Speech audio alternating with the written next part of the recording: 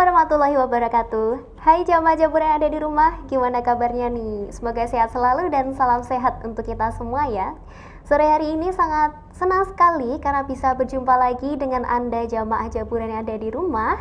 Dan kita nanti akan sharing dan berdiskusi bersama mengenai tema yang sangat spesial pada sore hari ini, tentunya bersama saya Fernanda Zahra. Dan sore hari ini sudah hadir di tengah-tengah kita semua narasumber yang nantinya akan berbagi ilmunya bersama kita semua, yaitu ada Ustadz Rofiul Hafiz Mutahar SAG MSI. Beliau merupakan seorang ketua lembaga dakwah Nahdlatul Ulama Kota Semarang. Dan nantinya kita akan membahas mengenai tema bersilaturahmi saat pandemi.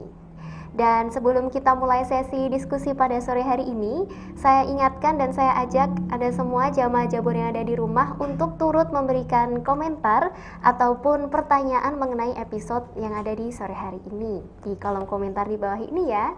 Baik, tapi sebelum kita mulai sesi bincang-bincang pada sore hari ini, saya akan menyapa narasumber yang ada di samping saya, yaitu ada Ustadz Rofiul Hafiz Mutahar. Assalamualaikum Ustadz. Waalaikumsalam warahmatullahi wabarakatuh, Mbak Nanda. Iya, gimana nih Ustadz kabarnya? Alhamdulillah, sehat walafiat. Aduh, alhamdulillah hari ini kita sudah memasuki hari terakhir di bulan puasa dan tentunya setelah ini kita akan menyambut datanya Idul Fitri. Banyak umat muslim yang tentunya sukacita menyambut hadirnya Idul Fitri ini ya Ustadz. Mungkin banyak dari mereka yang sebelum Idul Fitri biasanya kan buat-buat kue ataupun mungkin beres-beres rumah, siapa tahu nanti kan ada yang silaturahmi ke rumah seperti itu ya Ustadz. Tapi sebenarnya kalau menurut Ustadz sendiri, makna Idul Fitri itu seperti apa ya? Baik Mbak Nanda, Assalamualaikum warahmatullahi wabarakatuh para pemirsa. Waalaikumsalam. Idul Fitri ini posisi kita sekarang persis seperti orang naik kelapa. Jadi kita hampir di penghujung Ramadan, itu persis seperti orang naik kelapa. Artinya sebentar lagi kita akan memetik buahnya. Iya. Apa buah dari didikan Ramadan itu? Ya, la'allakum tattaqun, yaitu untuk membentuk, mencipta orang yang bertakwa kepada Allah Ta'ala. Jadi ini hampir-hampir saja, jangan sampai orang naik kelapa sudah hampir selesai, memetik buahnya jangan sampai jatuh. Iya. Nah, maka di saat-saat ingin perginya Ramadan ini sesungguhnya merupakan sebuah musibah besar bagi kita umat Muhammad, karena tidak ada jaminan apakah tahun depan kita akan masih berjumpa lagi apa tidak. Jangan-jangan ya, jangan-jangan ini merupakan Ramadan terakhir bagi kita. Maka momentum ini tepat kita manfaatkan agar kita betul-betul bisa mencapai la'allakum tattaqun, hamba yang bertakwa Allah Ta'ala. Cuma kenyataannya sekarang, kenyataannya adalah ketika Ramadan ingin pergi, kita malah sibuk dengan urusan-urusan perut. Ya, urusan makanan, urusan pakaian dan sebagainya. Semuanya jauh dari didikan itu sesungguhnya. Harusnya kita manfaatkan secara maksimal di dalam rangka melengkapi beberapa hari yang sudah kita siapkan di dalam rangka menghidupkan Ramadan. Terutama lagi nanti ada namanya Idul Fitri. Id itu kan kembali, fitri kan fitrah, jadi kembali kepada kesucian manusia. Jadi manusia lahir itu suci, tabula rasa, tanpa noda, tanpa dosa. Harapannya setelah didik Ramadan ini kita kembali fitrah. Ya, bahasa saya ya, soleh secara hablum minallah Ta'ala, soleh secara sosial. Ya, kepada Allah Ta'ala baik, pada manusia juga harus baik. Begitu Mbak Nanda. Artinya walaupun mungkin kita sebelumnya melakukan dosa-dosa, tapi setelah Idul Fitri ini insya Allah sudah diampuni dan kita kembali menjadi suci. Ya, begitu ya Ustadz. Tapi sebenarnya Idul Fitri ini ada sejarahnya atau tidak ya Ustadz di masa Nabi Muhammad SAW? Ya, Idul Fitri ini kan sebuah tujuan yang ingin dicapai setelah gemblengan Ramadan, maka namanya hari kemenangan ya, hari kemenangan, hari lebaran. Bahasa Jawanya lebar, lebar itu rampung, rampung itu selesai. Maka ada istilah lebar, labur, lebur. Lebar berarti sudah selesai, kemudian lebur dosanya diampuni secara vertikal dengan melaksanakan Ramadan itu dosa kita selesai. Kemudian disambunglah kemudian dengan hablum minan nas. Ya tadi ada kata silaturrahim atau silaturrahmi. Silab yang bermakna nyambung, rahim itu artinya kandungan aslinya itu. Ya. Kemudian bermakna kasih sayang. Maka tidak ada di dunia ini ibu yang tidak sayang pada anaknya. Ya. Kan begitu. Maka pasti sayang pada anaknya. Maka namanya silah ar-rahim, silaturrahim. Silah itu nyambung, rahim kandungan atau persaudaraan. Nah, harapannya dengan vertikalnya baik, horizontalnya baik, berarti itulah yang diharapkannya. Jangan sampai kita ini keawahnya bagus, tetapi masih punya dosa hakul adam.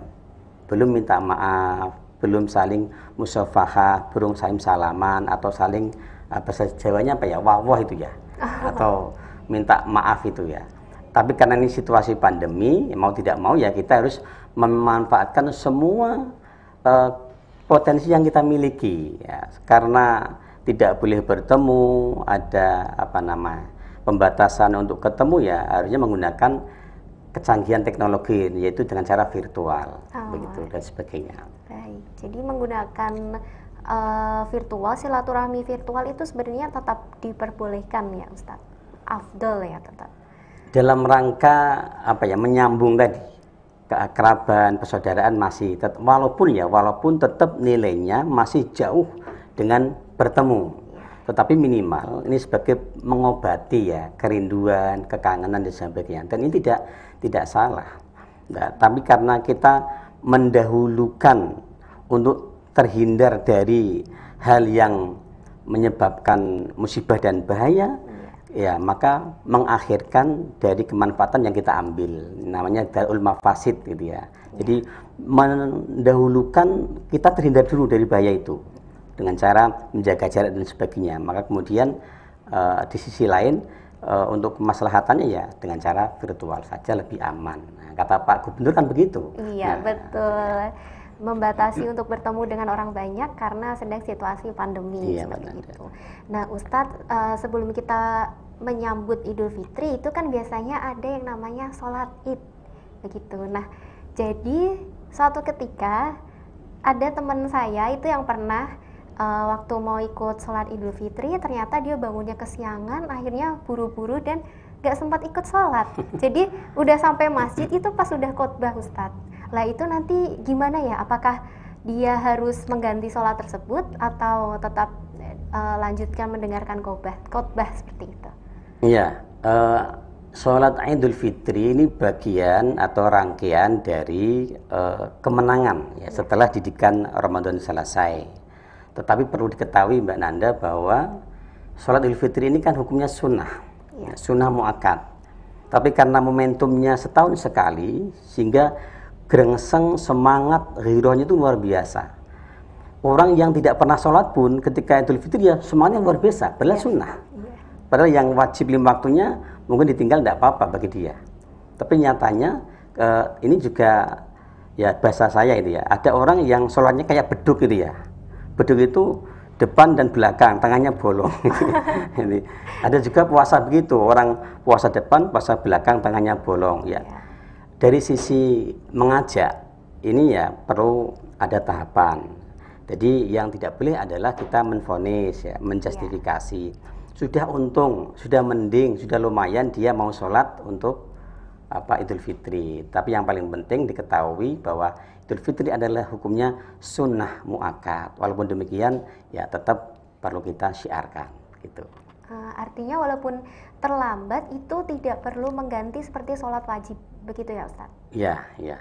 Karena hukumnya sunnah muakkad. Baik, setelah ini jangan kemana-mana jamaah Jabur yang ada di rumah, karena kita akan lanjutkan bincang-bincang lagi bersama Ustadz Rafiul mengenai Idul Fitri dan silaturahmi di masa pandemi ini. Tapi sebelum ke sana jangan kemana-mana karena kita akan kembali setelah jeda yang berikut ini.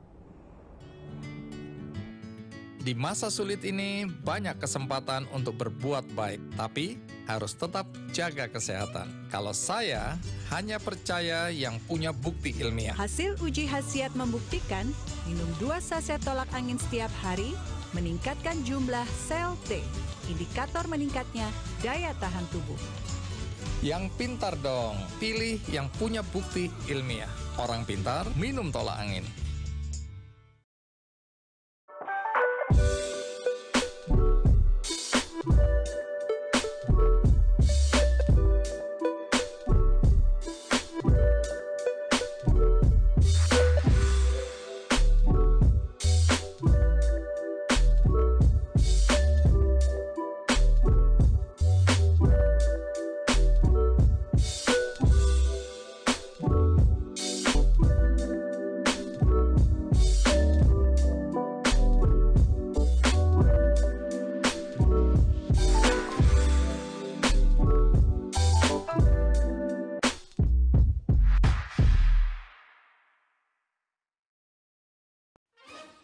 Cara menyeduh kopi ala Sicario. Sobek kemasan, angkat kantung kopi, sobek kantung kopinya, taruh kantong kopi di bibir gelas. Tuang dengan air panas. Tuang, tuang, tuang, tuang, tuang, tuang. Sicario Roasters. Roasting coffee like a cartel.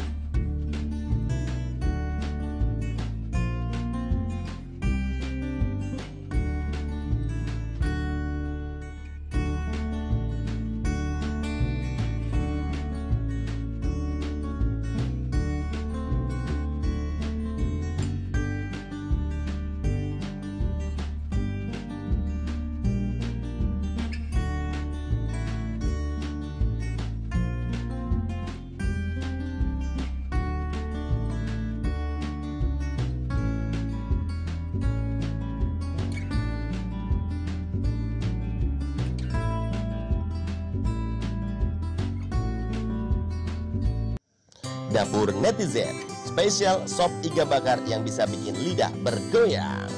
Di Dapur Netizen ada menu yang lezat banget seperti soto Betawi, nasi goreng kambing, nasi goreng rempah, dan ini loh menu favorit nasi goreng cumi hitam.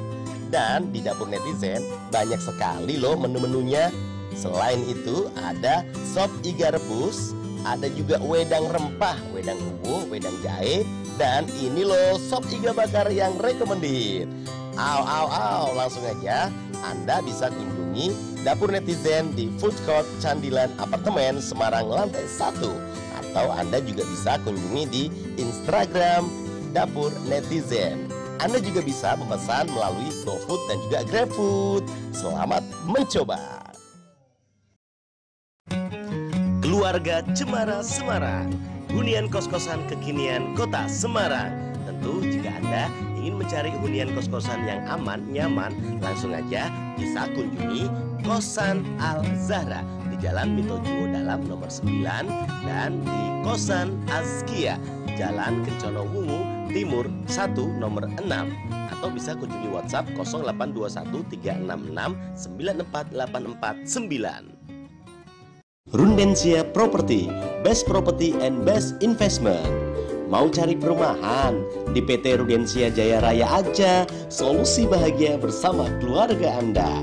Untuk info lebih lanjut, bisa kunjungi Instagram PT Rudensia Jaya Raya.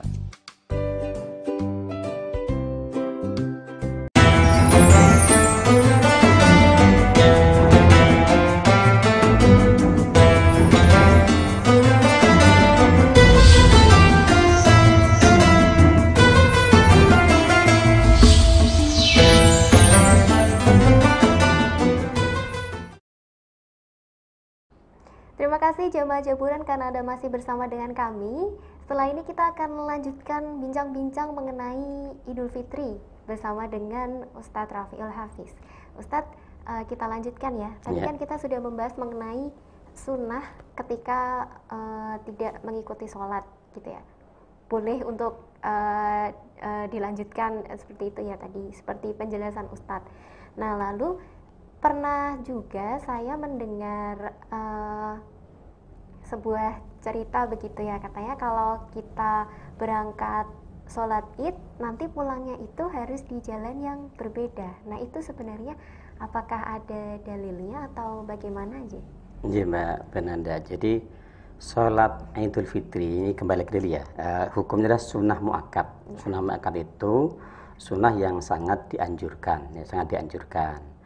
Tadi saya menyampaikan bahwa ada orang-orang yang menganggap ini sesuatu yang wajib, sebetulnya adalah sunnah. Ini sesuatu yang mengembirakan sebetulnya, mengembirakan dalam rangka untuk syiarnya setelah gembelengan Ramadan. Bahkan disunahkan Idul Fitri itu makan duluan. Makan duluan artinya bahwa menandakan sudah selesai puasanya. Diperbolehkan untuk berbuka atau fitrah tadi, untuk berbuka. Kemudian dalam sunnah tadi, sholat tadi, misalnya ada orang kemudian menemukan satu rakaatnya imam, ya, satu rakaatnya imam, kemudian dia terlambat, maka ya nyambung menyelesaikan rakaat yang belum dia selesaikan, kan begitu. Karena rangkaian sholat dan khutbah ini satu rangkaian yang tidak dipisahkan, maka orang yang beridul fitri itu ya harus mengikuti dua rangkaian itu, baik sholat maupun khutbahnya, dalam rangka untuk bimbingan rohani. Kemudian harus berbeda jalan misalnya untuk menuju masjid, menuju tempat sholat. Ini kan sebetulnya juga tidak wajib ya, hanya untuk apa ya istilahnya. Bahkan yang dituntut malah jauhnya langkah kaki dia ke arah masjidnya.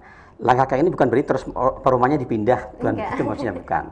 Jadi kita memahami hadis itu tidak letter-letter itu tidak begitu ya. Artinya sifat alami lah. Ada orang-orang yang memahami hadis atau kemudian tekstual, letter-letter, kemudian ya mencari masjid yang jauh dari rumahnya. Padahal di rumahnya ada masjidnya padahal. Bukan mungkin begitu maksudnya. Biar pahala untuk jalan ke masjid itu lebih banyak atau bagaimana? Bukan begitu, padahal dia tetangga masjid kan dia malah, bukan yang jauh. Nah, ini karena memahami hadis itu terlalu tekstual, terlalu pendek. Misalnya begini, ada semacam kinanya ya, orang yang bersilaturahim nanti akan dipanjangkan umurnya misalnya. Secara nominal angka, umur ya tetap umur, ya, 70 ya 70, 60 ya 60. Yang dimaksud akan dipanjangkan umurnya adalah kebaikan yang dia tanamkan. Ya, walaupun orangnya sudah meninggal, orangnya sudah tidak ada, tetap nama harumnya itu masih ada, masih menggema, masih diperbincangkan orang, bahkan diikuti jejak langkahnya. Ini yang disebut dengan panjang umurnya. Orang memahaminya, orang bersilaturahim itu kemudian akan panjang umurnya, bukan kemudian tadinya 70 menjadi 110, bukan begitu memahaminya. Ya, ada orang yang cara memahaminya tekstual begitu. Sama dengan tadi orang memahami untuk jauh dari masjid akan tambah banyak pahalanya, bukan terus rumahnya dipindah jauh, bukan begitu. Ini cara salah memahami hadis itu ya, alamnya saja, sunatullah saja, kan begitu. Memang ada tadi tidak wajib untuk berbeda langkah menuju tempat masjid dalam rangka sholat Idul Fitri, tidak wajib. Artinya ya kesunahan saja, tetapi dalam rangka untuk memperbanyak tadi langkah-langkah kebaikan yang dia lakukan.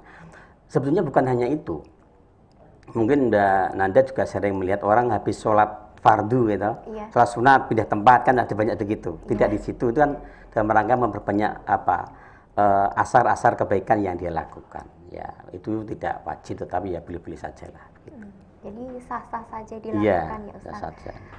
Lalu untuk selanjutnya mungkin tadi karena dia terlambat sholat, terlambat ikut imam. Biasanya itu kan takbir 7 kali atau 5 kali. Kalau dia nggak ikut takbir sebanyak 7 atau 5 kali itu sebenarnya sah-sah saja atau bagaimana Ustaz? Ini satu rangkaian yang lagi-lagi sunnah juga ya di dalam sholat Idul Fitri menuju Idul Adha ya. Jadi di dalam Idul Fitri itu ada namanya takbir 9 dan 7, ini bagi khutbahnya ya. 9 khutbah pertama, 7 khutbah kedua. Untuk sholatnya 7-5 ya.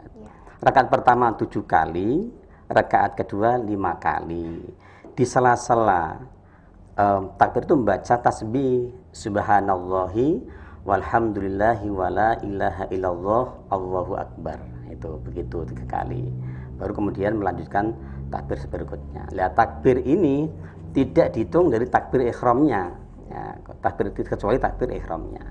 Jadi orang yang ketinggalan rakaat 1 rakaat dari imam ya harus menambah kekurangan yang dia lakukan. Begitu. Baik, seperti itu. Nah, biasanya setelah kita melakukan sholat Idul Fitri lalu pulang ke rumah itu kan ada tradisi untuk maaf-maafan dengan keluarga dan orang tua seperti itu. Jadi sebenarnya tradisi untuk maaf-maafan bersama keluarga ini apakah ada dalilnya atau hanya sekedar tradisi seperti itu? Kalau dalilnya silaturahim banyak ya. Dalil normatif Quran ada, kemudian hadis Nabi juga banyak. Misalnya Profesor Quraisy Shihab ya di dalam bukunya Membumikan Al-Quran menyebutkan bahwa laisal muwasil bil mukafi walakinnal muwasil antasil man qata'ak. Bukanlah disebut silaturahim itu orang yang membalas silaturahim, bukan. Misalnya Mbak Nanda berkunjung ke rumahnya temannya membalas kunjungan itu, bukan itu yang dimaksud silaturahim, bukan. Yang dimaksud silaturahim adalah antasil man qata'ak, menyambung apa yang putus. Nah, ini yang luar biasa. Jadi ada 3 hal yang menyebabkan orang masuk surga, Mbak. Ini kalau kita bisa melakukannya luar biasa. Ini kita coba. Apa yang pertama ialah wata'fu amman dolamak, memaafkan orang yang mendolim diri kita sendiri. Ini biasanya sulit. Kita dibullying, dibully, kemudian didolimi luar biasa, suruh maafkan. Tapi kalau kita bisa begitu, ini nilainya luar biasa, banyak luar biasa. Itu wata'fu aman dolamak. Yang kedua adalah watu'ti aman haromak, memberi kepada orang yang tidak pernah memberi. Jadi memberi pada orang yang pelit, ya, yang bakhil, alias medit itu bahasa Jawanya itu ya. Jadi pelitnya Masya Allah. Kalau kita mau memberikan itu, mah tuh nilainya luar biasa. Nah, yang ketiga ini tadi, antasil man qata'ak, menyambung apa yang putus. Maka kita ini tidak boleh memutus tali silaturahim. Saya membaca namanya kitab silaturahim ya. Itu ada 3. Ada silaturahim yang asli, namanya adalah silaturahim dengan bapak ibu. Nah, ini asli. Ada yang far'iyah, cabang, kakek, nenek, bule, pakde, makde, itu far'iyah. Ada yang silaturahim ammah, umum, ya, dengan kenalan, dengan guru, itu ammah, umum. Di dalam konteks kebangsaan kita diajarkan itu ya, ada 3 itu. Ada ukhuwah basyariyah, ada ukhuwah watoniyah, ada ukhuwah islamiyah. Ada persaudaraan yang diikat atas dasar kemanusiaan, tidak ada sekat negara, dimanapun manusia yaitu saudara kita. Ya, makanya ketika ada musibah apapun atas panggilan basyariah kemanusiaan kita ikut membantu, minimal mengirimkan doa. Kalau tidak sembako ya doa, gitu ya. Yang kedua adalah ukhuwah watoniyah, persaudaraan yang dibangun atas dasar sekat negara, batas wilayah ya. NKRI ya, dimanapun dari Sabang sampai Merauke itu saudara kita, watoniyah, apapun agamanya. Ada lagi namanya ukhuwah islamiyah, ini yang lebih mengerucut, yaitu persaudaraan yang dibangun atas dasar satu keyakinan, agama yang sama. Ya, mungkin ada juga persaudaraan Kristen juga ada, persaudaraan Hindu juga ada. Kalau di Islam namanya ukhuwah islamiyah. Ini juga bagian dari silaturahim ammah tadi, yang bersifat umum. Hal-hal seperti ini sesungguhnya kalau kita bangun luar biasa, ini hasil gemblengan didikan Ramadan. Maka saya sering menyampaikan jawaban keberhasilan gemblengan Ramadan ini ibarat madrasah sekolah. Kita ini disekolahkan di Ramadan, nanti jawabannya itu bukan besok Lebaran. Jawabannya adalah 11 bulan di luar Ramadan. Jawaban dari gemblengan Ramadan ini, Mbak Nanda. Ya. Baik, begitu Ustadz. Lalu menyambung yang tadi bahwa kita kan sebagai umat manusia harus menjalin silaturahmi dengan salah satunya adalah orang yang pernah menzolimi kita, seperti itu. Tapi kan terkadang manusia itu cukup sulit untuk melupakan kesalahan tersebut. Lalu mungkin bagaimana caranya sebagai umat manusia agar kita bisa ikhlas memaafkan orang tersebut dan sehingga nantinya bisa menjadi silaturahmi lagi dengan orang tersebut, Ustaz? Sesuatu yang sulit tadi, makanya ribetnya kan surga. Ya. Kalau kita bisa melakukan tiga-tiganya atau salah satu kan surga. Ya. Karena ini berat. Wong kita dibully, disakiti, dizalimi kok suruh maafkan, enak banget kan gitu bahasanya ya. Tapi kalau bisa melakukan itu, ini tadi nilainya luar biasa. Maka kita coba, kita berusaha ikhlas, melupakan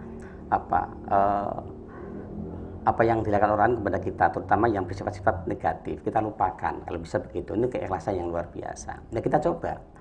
Maka tidak sembarang orang bisa secepat itu melupakan perlakuan buruk ya orang kepada kita, tidak cepat itu. Tapi kita sebagai muslim yang diajarkan dari madrasah Ramadan, semacam kawah condro di muko, semacam bengkel besar ini, kita akan didandani ya, didandani alak-alak mahmudah kita, diperbaiki alat madmumah kita, alak kita. Maka tujuan akhirnya kan la'alakum tatakun. Takwa itu ya dimensi vertikalnya hebat, dimensi horizontalnya juga hebat. Maka sebetulnya takwa ini mudah kita ucapkan secara lesan, tetapi sulit diimplementasikan. Nah, harus sukses secara vertikal, sukses secara horizontal. Orang sholatnya bagus, dengan tetangga tidak rukun tetangganya. Itu bukan soleh. Ada orang yang dengan tetangga bagus sekali, luar biasa kemanusiaannya, tapi tidak pernah sholat. Ya, bukan soleh lagi. Maka dimensi yang dibangun adalah vertikal dan horizontal. Bahasa Qur'annya hablum minallah wa hablum minan nas, begitu. Baik, terima kasih Ustadz. Lalu mungkin ketika kita maaf-maafan di Idul Fitri itu kan ada kalimat yang sering diucapkan yaitu minal aizin wal faizin. Sebenarnya arti dari minal aizin wal faizin sendiri itu seperti apa Ustadz? Mungkin dari jamaah Jabur yang di rumah masih ada yang belum tahu seperti itu. Kalimat komplitnya itu kan kurang sebetulnya, mungkin karena orang Jawa terlalu dowo ya.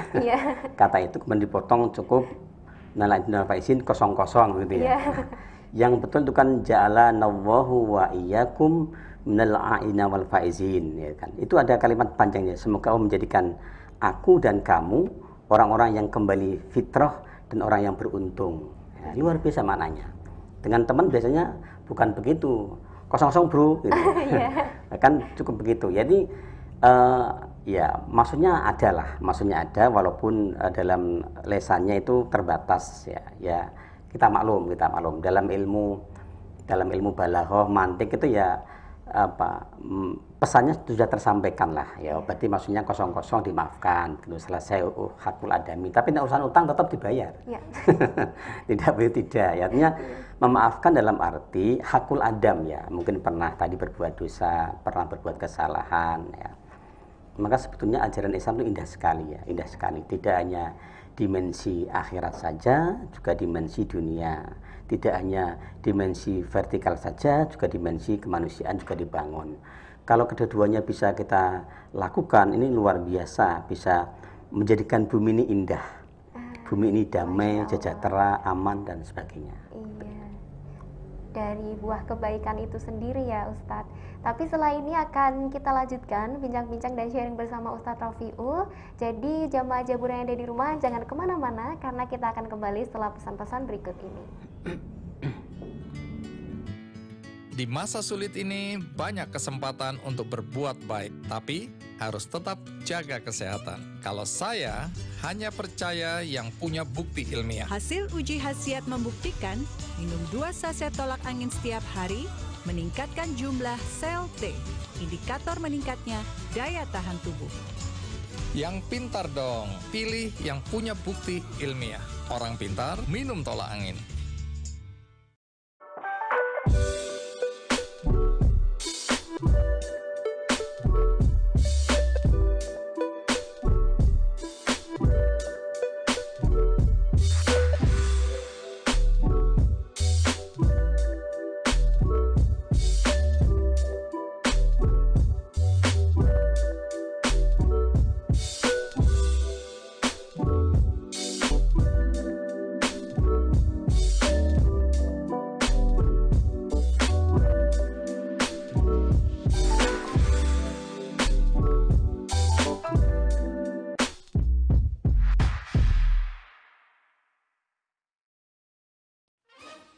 Cara menyeduh kopi ala Sicario. Sobek kemasan, angkat kantung kopi, sobek kantung kopinya, taruh kantong kopi di bibir gelas. Tuang dengan air panas. Tuang, tuang, tuang, tuang, tuang, tuang. Sicario Roasters. Roasting coffee like a cartel.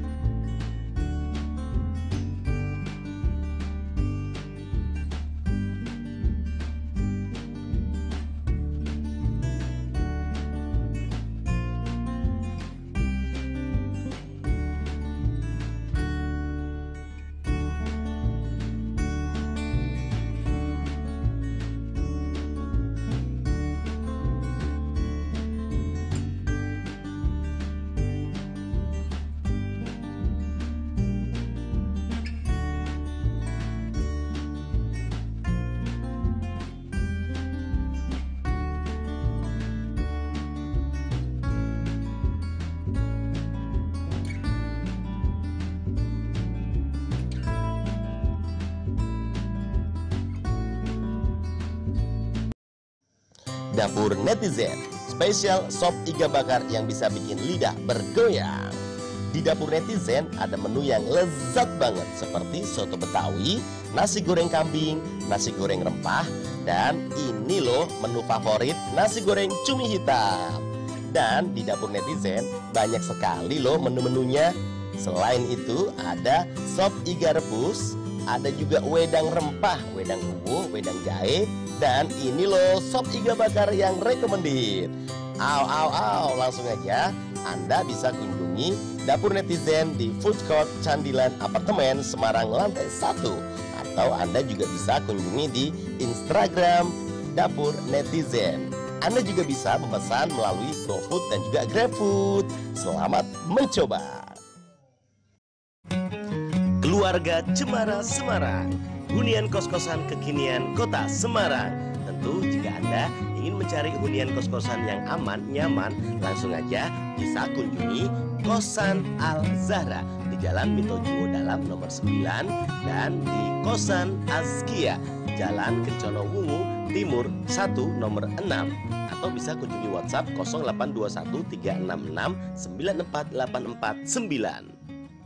Rundensia Property, Best Property and Best Investment. Mau cari perumahan? Di PT Rudensia Jaya Raya aja, solusi bahagia bersama keluarga Anda. Untuk info lebih lanjut, bisa kunjungi Instagram PT Rudensia Jaya Raya.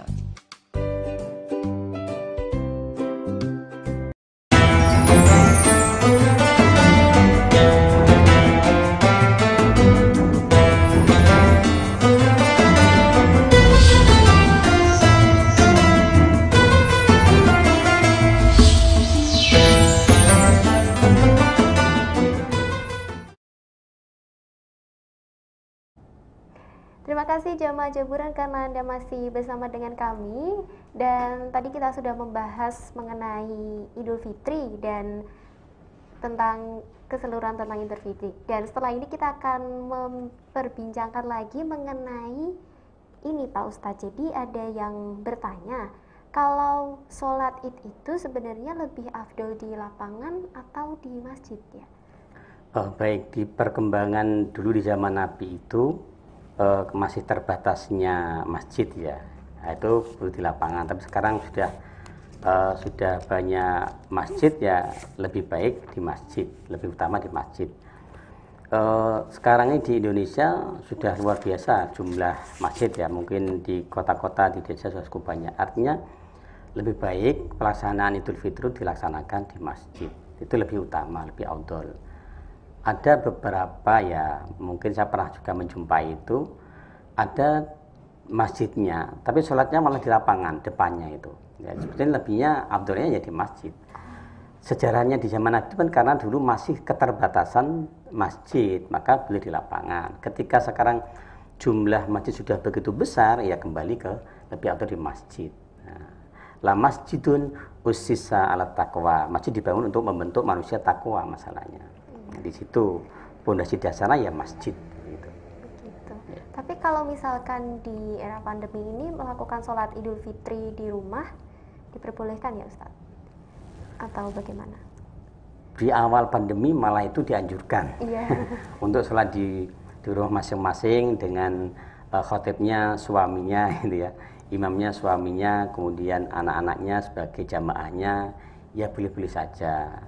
Sekarang ini ada aturan yang agak longgar, mungkin karena melihat menurunnya angka COVID itu, sehingga ada dipersilakan di masjid-masjid. Tapi saya sampaikan bahwa saya baru saja mencatat, bahkan sudah kita publikasikan, masjid di Kota Semarang ini yang mengadakan sholat Id besok itu ada 140-an lebih ya di Kota Semarang. Apa maknanya? Berarti ghiroh, semangat untuk kembali memakmurkan masjid sudah muncul. Sudah muncul, walaupun tetap kita harus protokol kesehatan kan begitu. Tetapi ini kabar yang menyenangkan ya. Jadi sekarang masjid-masjid besar juga sudah mengirimkan jadwal imam dan khatibnya yang sudah kita publikasikan. Maknanya apa ya? Momentum kemenangan ini ya kita maksimalkan, nangis betul ya. Nangis bukan nangis tidak punya baju baru ya. Tapi nangis karena ya kemenangan sudah kita capai, fitrah manusia sudah kita capai ya. Mohon dengan sungguh-sungguh kepada Allah Ta'ala, mudah-mudahan ya ini segeralah COVID ini bisa segera selesai begitu. Jadi dengan ketulusan semua manusia di dunia ya untuk berdoa dengan hati yang tulus, pasti Allah akan mendengarkan, memberikan ijabah kepada kita. Jadi musibah, bencana pasti akan berlalu diganti dengan kebahagiaan dan kemenangan gitu ya. Tapi mungkin ada juga jamaah Jabur yang di rumah yang tanya, kalau misalkan saya tinggal di perantauan sendirian lalu melakukan sholat Idul Fitri seorang diri, itu bagaimana hukumnya?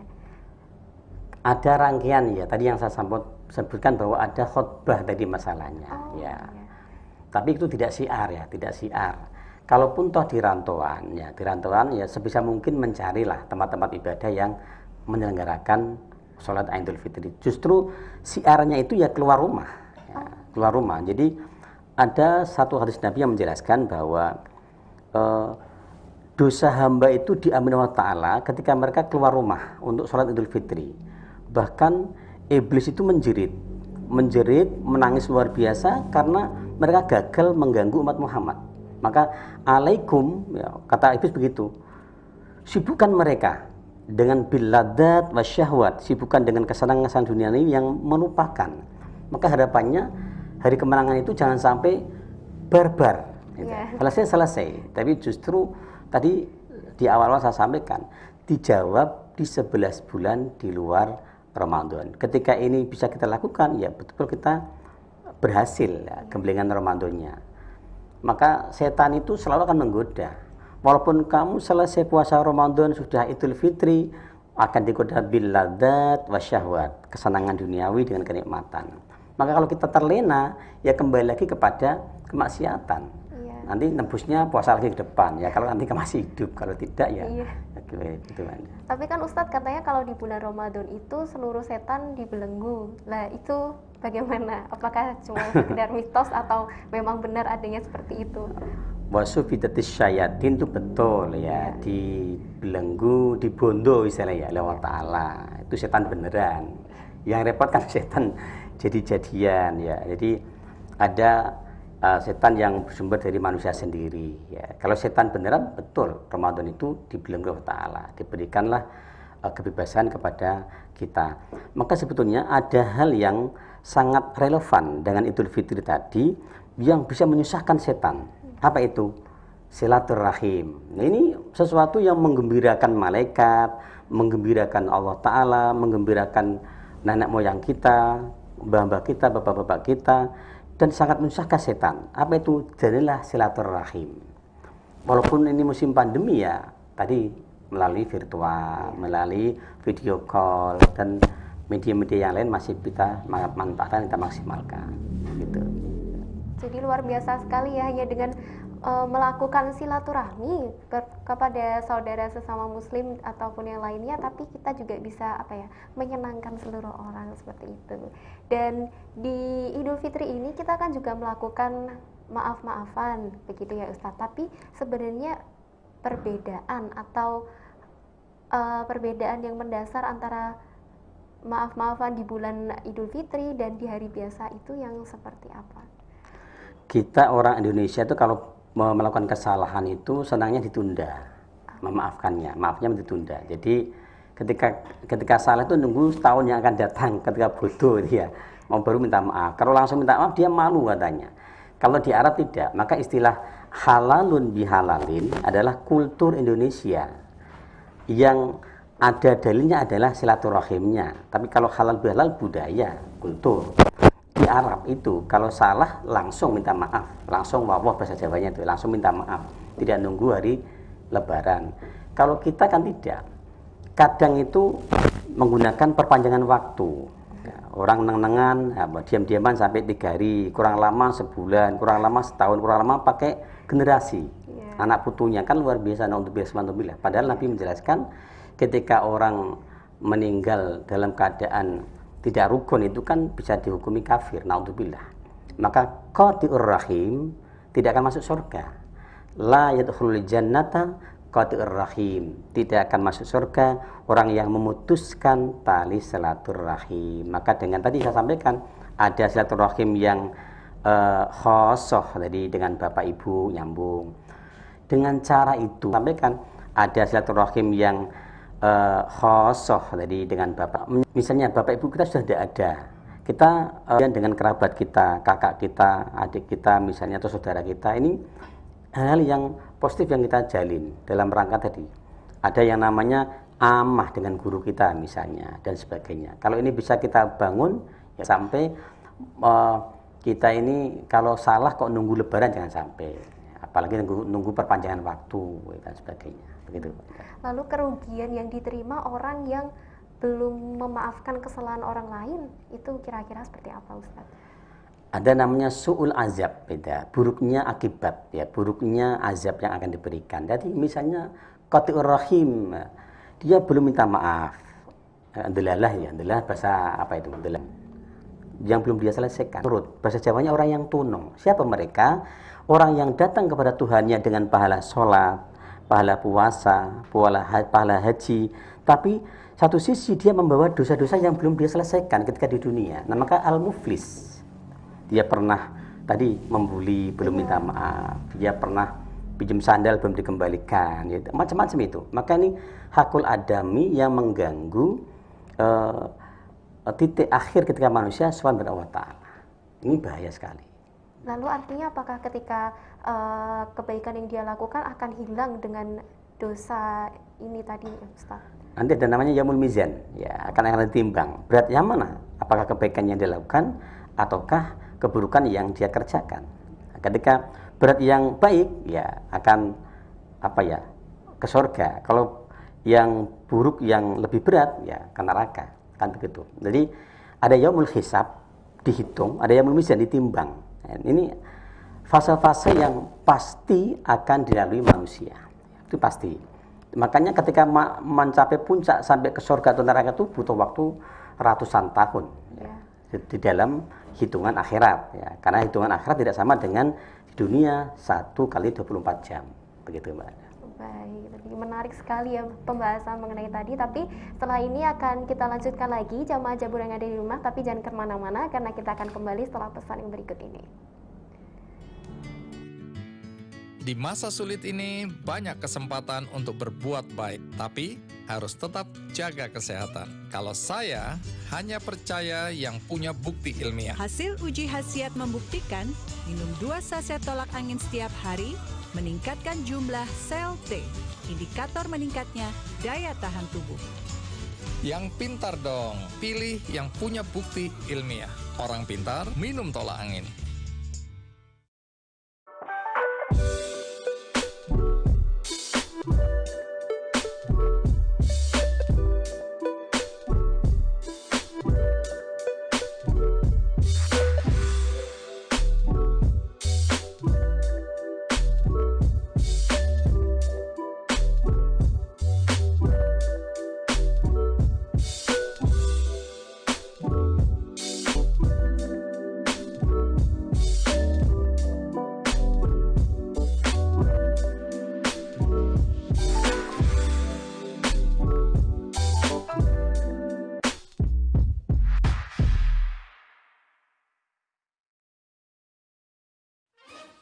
Cara menyeduh kopi ala Sicario.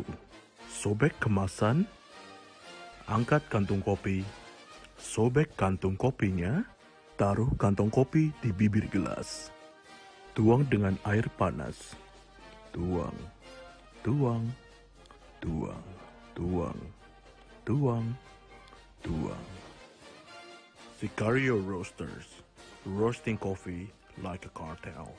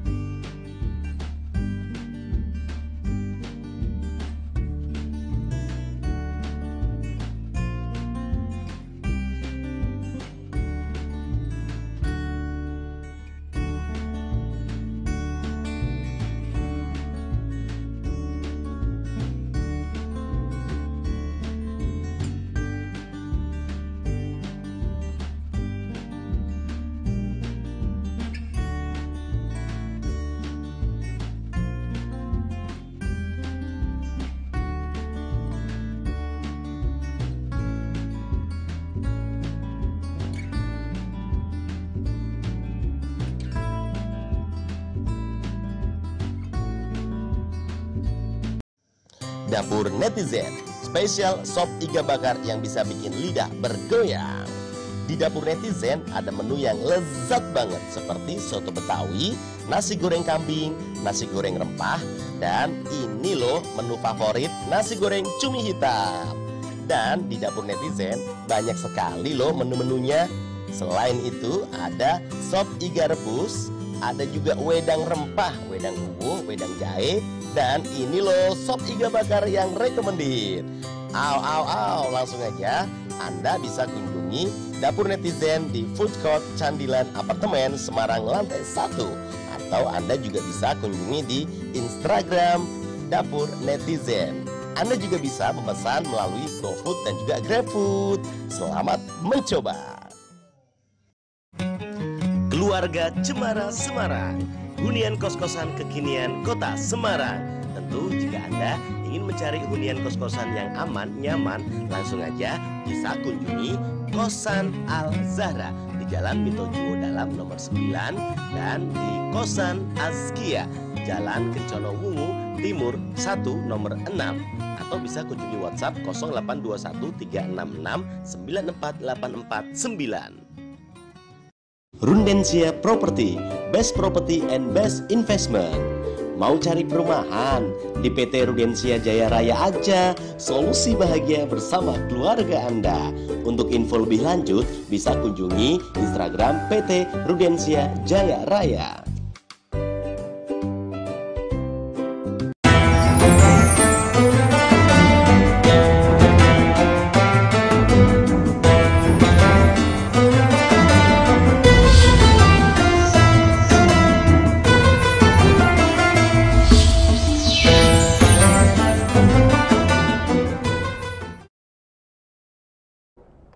Terima kasih jamaah Jabur yang ada di rumah karena Anda masih setia bersama kami dan kita lanjutkan diskusi pada sore hari ini ya.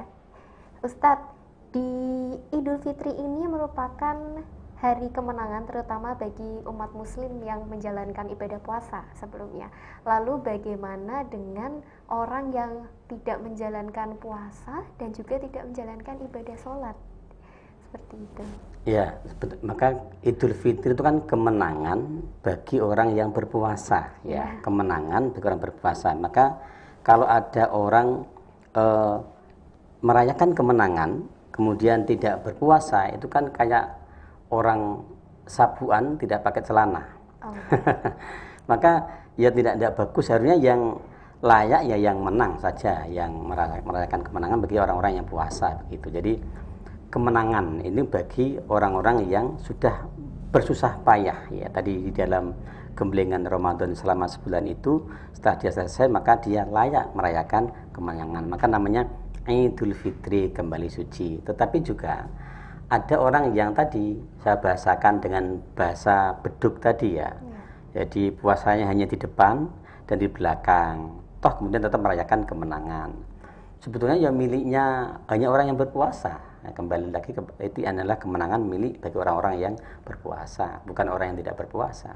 Jadi kemenangan itu bagi orang yang sudah berjuang, bagi orang yang sudah berjuang selama 1 bulan lamanya di bulan Ramadan.